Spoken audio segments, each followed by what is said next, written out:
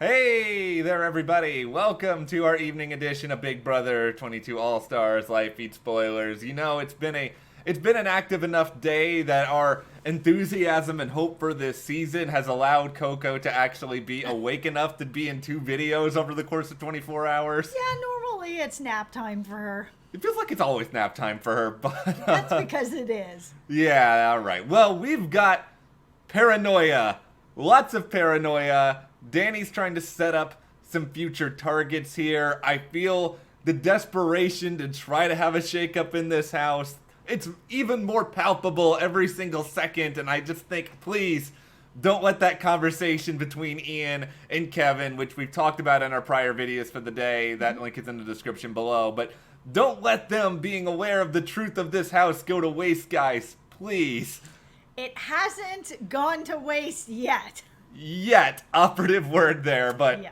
we'll get into everything here. Before we do, if you guys like this discussion, there we go. Subscribe to the channel, hit that like button, hit the notification bell, and support us by checking those links to our Patreon, where we have live chat, some other cool stuff, and also our store. Okay, so let's start with the Bayley of it all, because she ended up having a conversation with Dani that just ended up sort of not necessarily sparking a bunch of paranoia, but Dani's using it as a way to spark paranoia with other people, because Bayley has said that she's not really as concerned about Memphis anymore because he's had an injury. Now this has spiraled into some sort of major, oh, well, she's not targeting Memphis. She's not worried about Memphis anymore. Well, what does that mean? Who is she targeting? I mean, it doesn't really mean anything.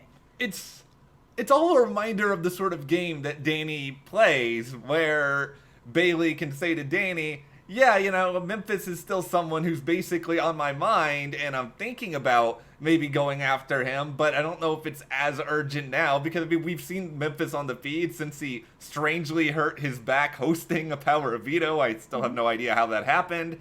He's just kind of just stumbling around the house like he's not in great shape. I don't think they're going to remove him, but I don't exactly think he's going to do well in future competitions. I don't think Memphis is on anybody's radar right now. I don't think that's some sort of hot take that Bayley has, and she's like, yeah, I'm not really worried about Memphis right now. I don't think anybody's really worried about Memphis. That's why it was interesting that Dani decided to take that and run with it like it's something, because she is clearly trying to set up future targets. And there was a conversation a little while back, I think it was last week, where Dani was talking to Nicole and they both sort of agreed that they wanted to target all the rest of the women in the house. So Dani setting this up is not surprising. Yeah, and her whole narrative on it is just sort of like, well, if Memphis isn't like her big priority now, like, who is the priority? What's going on? And somehow this has now equaled, per her conversation with Cody that took place not that long ago, that she is sort of thinking, you know, is the Slick Six really anything? Or are Bayley and Dave Vaughn gonna blow up the Slick Six and ruin it all? Yeah, and why would they do that? That's the thing. I mean, Dani was kind of talking to Cody about this, you know, are they going to blow up the alliance? Is it all going to go to crap? And if I was Cody, I'd be kind of asking that question. Well, why would they do this? Like, why? Yeah. Give me a real reason that somebody would blow up their own alliance, because right now there's nothing. So what are you actually trying to sell me here? Let's get to the other weird bit of evidence that Dani seems to have here that something is awry, and this is an elaborate game of telephone of something that Bayley supposedly tells Christmas, who supposedly tells Nicole, who then gets back around that.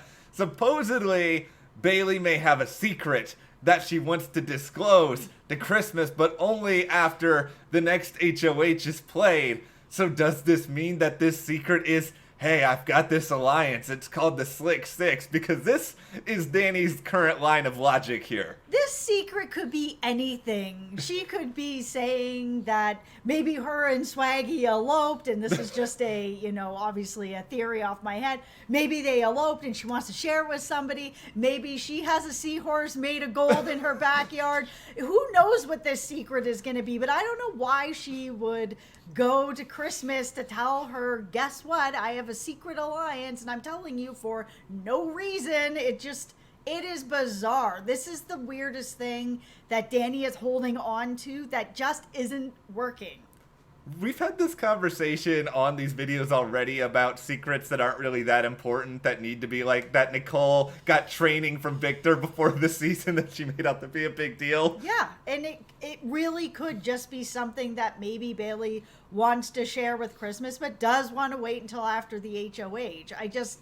I don't know why Bayley would share her alliance. It makes no sense. No, I want it to be something funny, like, hey, I can juggle all the fruit in the pantry. You want to come right. watch or something. But Dani's really sort of milking this tonight, and I feel like Cody, I think we already know Cody, he's got some suspicions about a lot of people, but I think Cody's kind of in a cranky mood at the moment. I think he's fine to just sort of hear it. He's like irritated about Davon wanting to have a one-on-one conversation with him. Yeah, Cody, I get that he's cranky. Everybody gets cranky in this house. Yeah. They've been locked up for a really long time.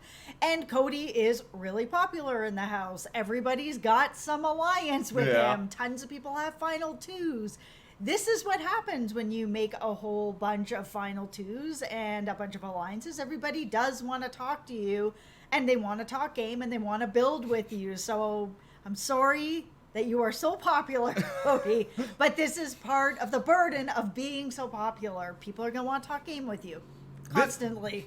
This is something, unfortunately, we do not have a lot of experience with being popular. No, I mean, Cody can teach me a thing or two on that. I have no experience of being popular, and yeah, I'm good with that. Yeah, I know, but he's clearly, though, it's so much pressure on Cody. It's just, I understand that it can look suspicious if you're going and having like individual conversations, and I get that if that's in Cody's mind, I understand all of that, but it is sort of the responsibility that comes with having all these relationships, because if Cody does not cultivate a relationship with Davon, it's only inevitable that eventually Davon is going to be like, well, or maybe she's already thinking like this, that maybe there is sort of a big group and we're just being used to some extent. Maybe I do want to go against this sort of power. Like, she and Bayley still have not talked about the Ian, Kevin, there's an octopus that Nicole and Cody are at the center of anyone and Cody yet. just might be a little bit just tired in general with stuff, because being social, even when you're popular, can get tiring, where he's just over socialized and maybe he just needs a break, and he's in the house, so there is none.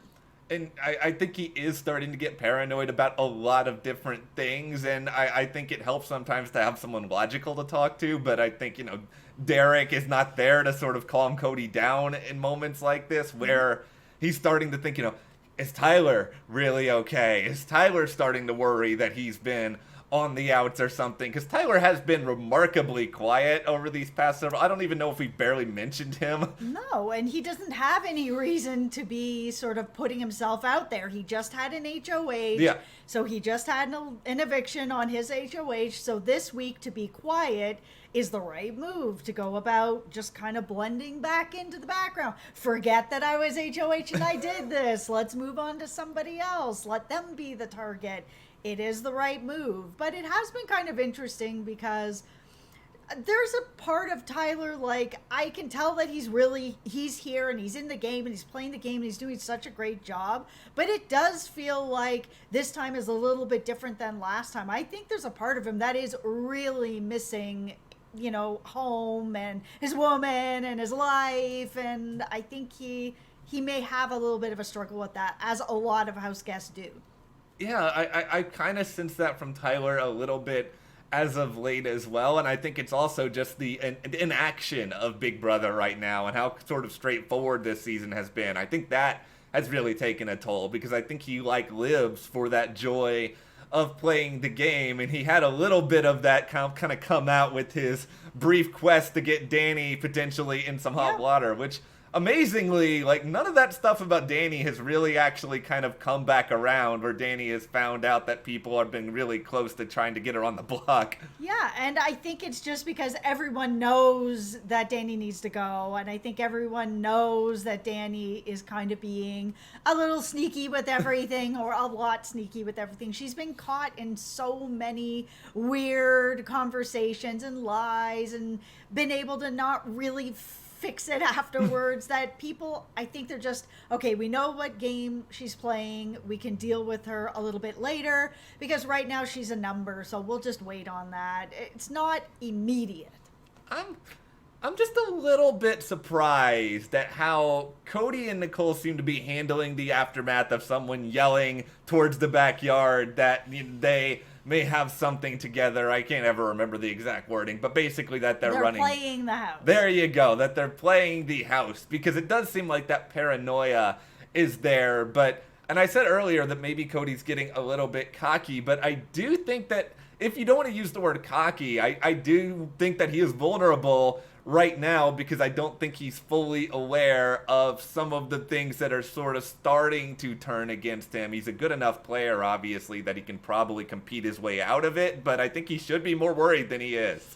Yeah, I think it's just they've been really comfortable this whole season. Nicole hasn't had to win anything, and nobody's really talking about getting rid of her. She's got people around her to keep her safe, and no one, until like today or last night, no one's really talking about getting Cody out either. And now that this yeller has come in, now people are starting to look at Cody as something. But I think because he has been sailing through these past 4 weeks, there's been no reason for him to be worried about anything. So now that the yeller has thrown it out there, I think he's just still not really worried just yet, because it's still Enzo's HOH and nothing's happening to him right now.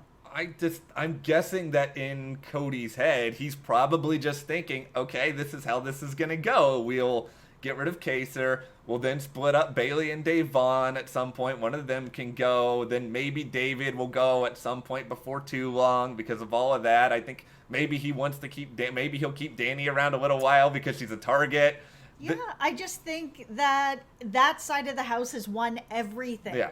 Everything. Every veto, every HOH, everything. So Cody may just be feeling himself a little bit that it's like, all right, well, okay, this person yelled this over the wall. Yeah. Doesn't mean anything. We're still winning everything. So as long as we keep winning, Yeah. they can yell anything they want over the wall. It just doesn't make a difference. That's the thing. When you are so athletically inclined, which once again, let's get to something that Jess and I are not familiar with, you probably have that confidence, right? You could just go out there and win a competition, and Cody's great at that. I don't exercise. Well, okay, we are exercising our minds here That's at right. the channel. Hashtag exercising minds, everyone.